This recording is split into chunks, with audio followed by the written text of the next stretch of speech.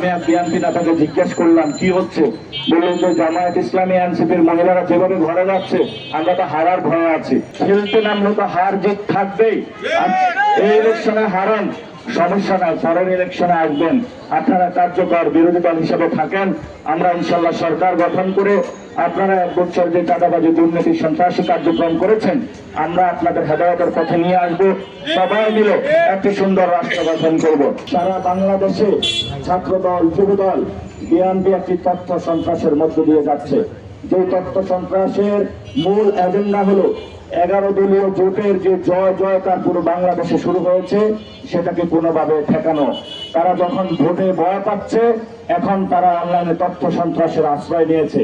তারা যখন আগামী 12 তারিখে ভোটে ভয় পাচ্ছে এখন তারা মাঠে হলো মব সৃষ্টি করছে। একটা হ্যাক অ্যাকাউন্ট সেটা নিয়ে তারা মাঠে মানুষদের মধ্যে আতঙ্ক ছড়াচ্ছে। আমরা বলবো তাদের অসৎ উদ্দেশ্য রয়েছে। সেই অসৎ উদ্দেশ্য হলো আগামী 12 তারিখে তারা হারার ভয়ে নির্বাচন বানচাল করার প্রচেষ্টা চালাচ্ছে।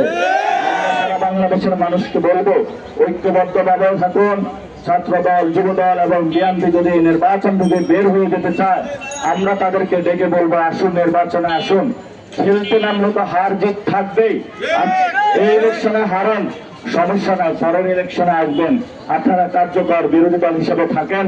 আমরা ইনশাল্লাহ সরকার গঠন করে আপনারা 1 বছর যে চাঁদাবাজি দুর্নীতি সন্ত্রাসী কার্যক্রম করেছেন আমরা আপনাদের হেদায়েতের পথে নিয়ে আসবো। সবাই মিলে একটি সুন্দর রাষ্ট্র গঠন করব। আমরা সরকার গঠন করলে বিএনপির যারা ভাইরা রয়েছে তাদেরকেও মন্ত্রী সবাই দেব, তাদেরকেও আমাদের সার্ভিসের মধ্যে অ্যাকোমোডেট করব। কারণ ওরা আমাদের ভাই, ওরা খারাপ কাজ করতে পারে কিন্তু আমরা তাদেরকে বুঝিয়ে শুনিয়ে নিয়ে আসবো, একসাথে নতুন বাংলাদেশ গড়ব।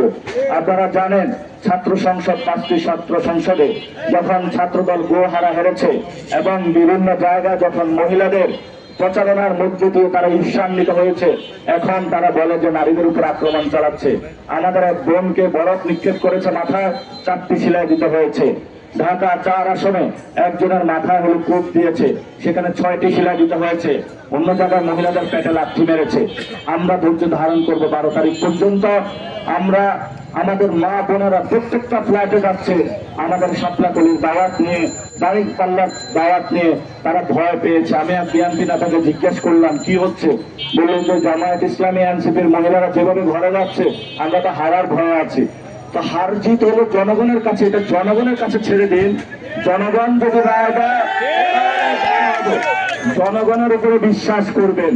কোন রাষ্ট্রের সাথে আঘাত করে যদি ক্ষমতায় আসতে চান এটা বাংলাদেশের মানুষ আর মানবে না।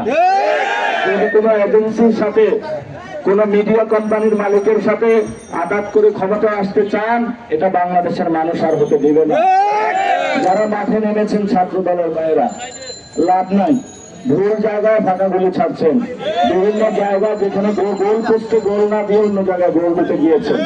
সেজন্য তাদেরকে বলবো যে আসুন, ঘরে ফিরে আসুন, ঘরের ছেলে ঘরে ফিরে আসুন, নির্বাচনী কাজে মনোযোগ দিন।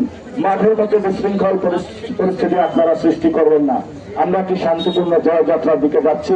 এই জয়যাত্রা আপনারা ঐক্যবদ্ধ থাকুন এবং আমরা আশা করব আমাদের এখানে যদি কারোর উপরে অ্যাটাক হয়, কেন্দ্র দখলের চেষ্টা করা হয় তাহলে আমরা 12 তারিখ পর্যন্ত ধৈর্য ধারণ করব। তারা যদি কেন্দ্র দখল করতে আসে তাদেরকে আমরা বুকে জড়াও নিয়ে বলবো যে বাবারা এই বছর কেন্দ্র দখলের সময় না।